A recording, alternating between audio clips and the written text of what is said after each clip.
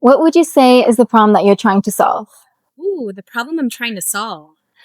I actually am trying to create the conditions for better leaders, to create better companies, to manifest better futures. I love that. Can I get some photos of you right here? Yeah, sure. Cool. Let me get further back.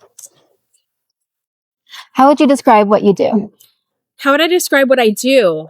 Every day I work on helping people build trust. What does that mean? Well, I have my firm, the Troublemaker Lab, which is a founder and team accelerator.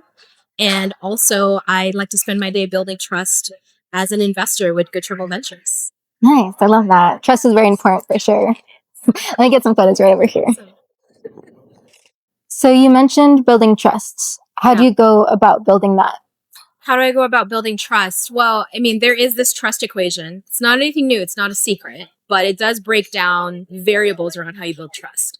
There's four components, and the first three are really credibility. You are who you say you are, reliability, you do what you say you're going to do.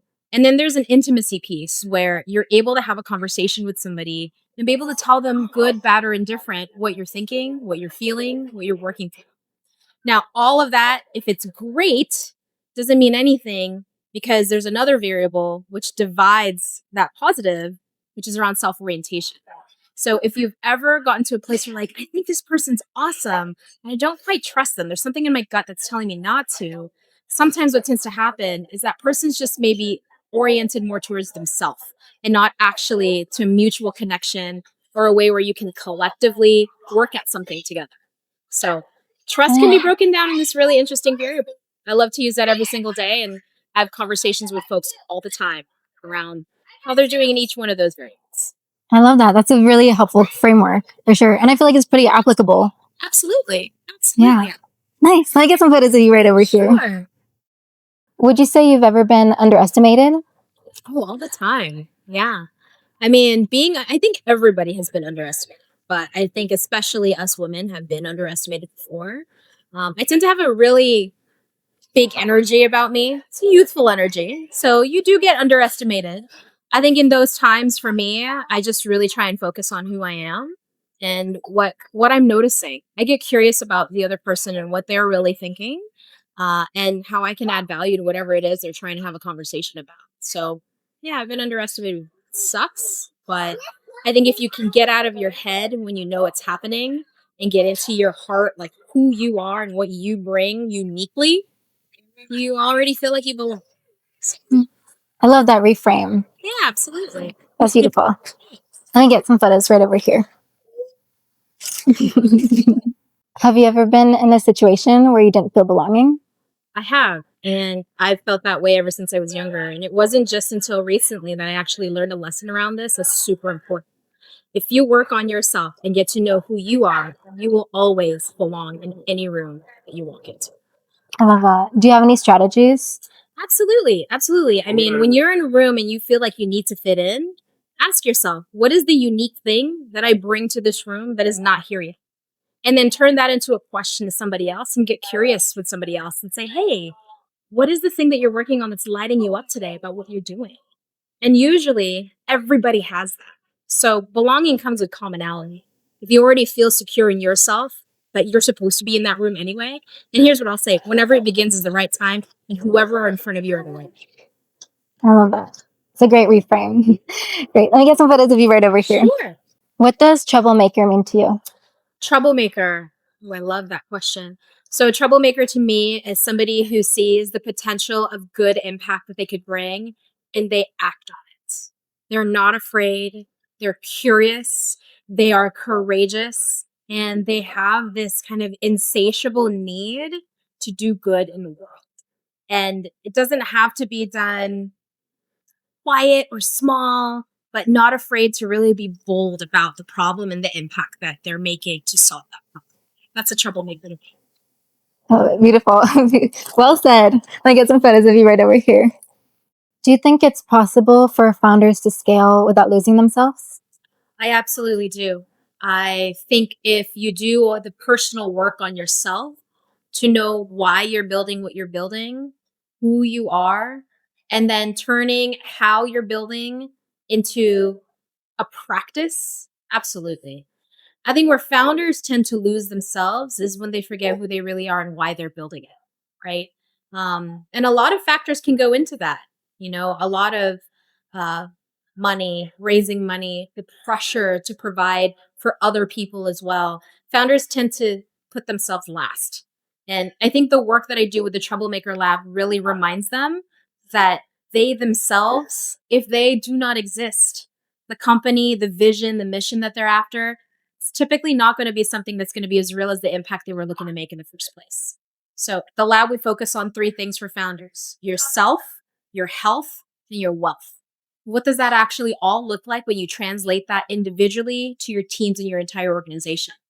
The price of admission of focusing on all of that is really just making sure that you also prioritize yourself. Because without you, that impact's not going to be as big as what you envisioned it to be. Yeah, that's so true. It starts with the founder. Yeah. Seems like really important work. Very helpful. Let me get some photos of you right over here. What's a challenge that you're facing right now and that you could use help with as a founder? That's a great question. And actually, most founders are never asked this question. We're usually asking other folks. I think for me, it's meaningful connections. I'm really looking for people to build community with that I can have conversations around the impact that they're trying to make. And because what I love to do is connect people to others that I feel like are on that same path as well. And I like to work together in teams to make that happen. So sometimes being a founder is super lonely because you're doing everything by yourself, right? But when you have a team that surrounds you and a collective of people, that's really what I'm looking for. So if you're out there, holla. I love it. Nice. Let me get some photos right over here. What is something that you're proud of yourself for? What is something I'm proud of myself for? Being a mother of 3 kids. Yeah, I have 3 children, 14, 8, and 4 right now.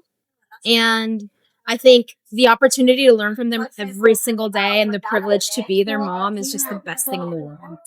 I get a chance to actually build a future for them in what I'm doing in the present today. And I think that's a wonderful privilege.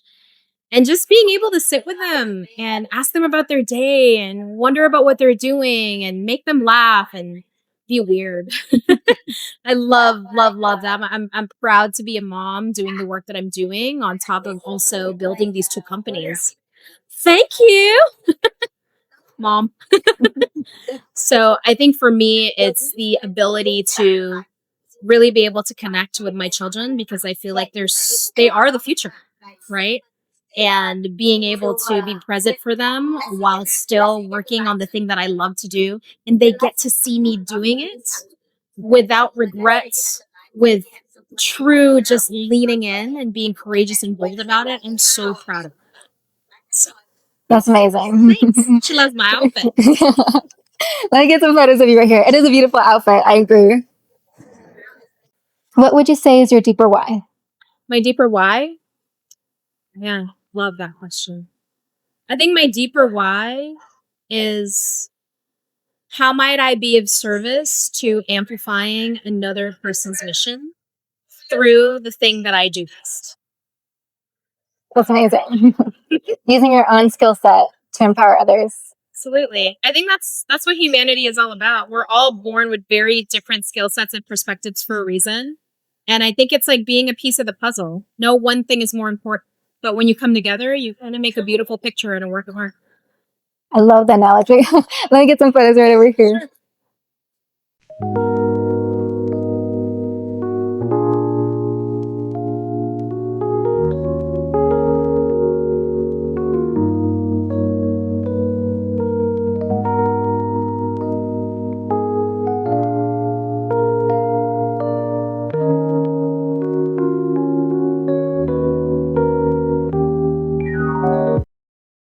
You might as well just keep it rolling. Edit it out later. Exactly. All right, are we ready? Are we ready? I can do it in a British accent. You can do the American accent. That would be so funny. People would be like, wait, What the heck? It was so confused, but I would love it. I love that type of humor. Oh my gosh, I should do like at the end some bloopers. Yes, you totally should. Oh That my would gosh. be because that would show like the humanity of everything. The humanity. Sorry. Because I do film the whole time. Oh, then it's just not the whole time. We can like do a Latino Puerto Rican one too. If you want to do that, I can do that as well. Okay, I'm ready. Oh my gosh.